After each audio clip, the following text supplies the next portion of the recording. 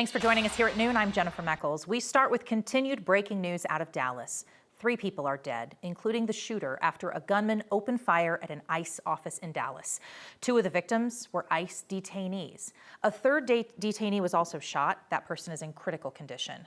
No actual ICE officers were injured in this shooting, as we understand it. ICE officials believe the shooter died of a self-inflicted gunshot wound. They say that shooter fired shots from either a nearby rooftop or some kind of an elevated position. They believe this was a targeted attack. Officials said there were anti-ICE messages on at least one of the bullets. The takeaway from all of this is that the rhetoric has to stop. There are people out there who are seeing what is being placed online, and they're coming and they're doing acts of violence against ICE employees. Senator Ted Cruz, Republican of Texas, was on hand for that news conference as well. He said this is the 3rd shooting in Texas directed at either ICE or Border Patrol. Starting to really bring out that sun around Denver. Couple clouds in the sky, sure, but nothing like the rain we saw yesterday, which was Denver's wettest day in 2 years. Keely Chalmers joins me now with our 9 News Weather Impact team. We needed the water, but now the sun is back out.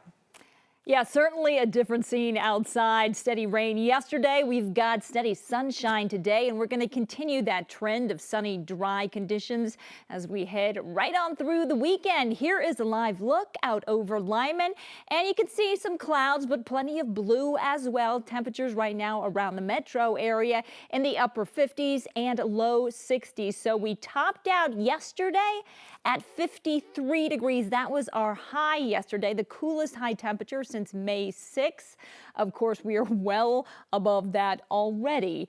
Again, those temperatures climbing into the upper 60s, low 70s for highs this afternoon. 24-hour rain totals pretty impressive. Hill Rose over 2.5.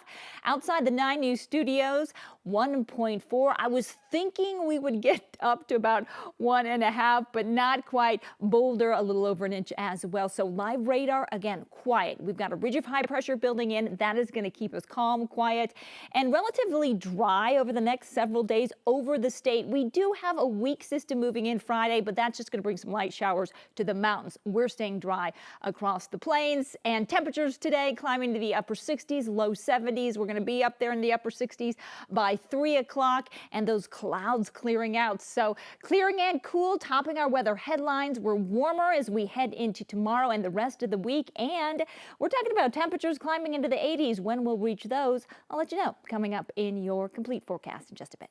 All right, Keely, thank you. Tomorrow, students at Evergreen High School will head back to the building. It'll be a shortened day, but their first time back, truly, since the September 10th shooting. Investigators say the shooter was a 16-year-old student who hurt 2 of his classmates before killing himself. Tonight, parents and students are going to go back to the school to see the changes made and also prepare for tomorrow. Today, kids were invited out to an event on Evergreen Lake. It was a free kayak and paddleboard event. The town's Parks and Rec department sponsored the day just to try to lift the spirits a little bit, help the kids enjoy a nice day before they return to school tomorrow. Police say they have a person of interest for a shooting death in Parker last night. That shooting happened just after 6:30 near South 20 Mile Road and East Longs Way near Railbender Skate Park. Witnesses told police 2 cars were stopped next to each other. There was some kind of argument, and then someone opened fire. Officers found a person dead near his car. Parker police ask that anybody who has information, whether that's video, even pictures, to please give them a call. The Montrose County Sheriff's Office is looking for the person who shot a horse last week. The animal's owner says it happened last Thursday or Friday while the horse was on leased land from the National Forest Service in the west end of the county. This area is within a hunting zone, so the Sheriff's Office says they're not sure if this was a hunter, maybe an accident. That horse is now under the care of a veterinarian. 9 News Investigates has learned the state agency that regulates zip lines and other adventure courses does not keep any records of problems that they find in annual inspections. We started looking into this after 26-year-old Olivia Copeland died from a fall. She was leading a group of climbers in Idaho Springs Saturday afternoon. She was an AVA rafting and zip line guide. Police say she was on a route where steel steps are embedded into the rock faces and cables are up there to help people. AVA has been operating in Colorado since 1998, and state law requires businesses like AVA to be inspected every year. But the state does not have to do it. A third party can do that inspection.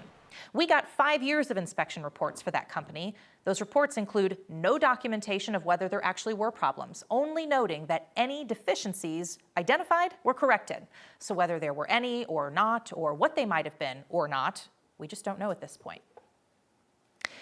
A KUSA County Sheriff's deputy is now facing official misconduct charges. This is related to the state's investigation into accusations the sheriff's office mishandled evidence. That deputy, Keith Schultz, was arrested last week.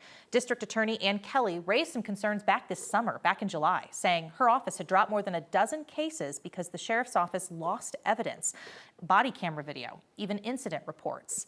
Last week, the Colorado Bureau of Investigation removed evidence from the sheriff's office, turned it over to the DA's office to be documented. The Attorney General's office has also started an investigation.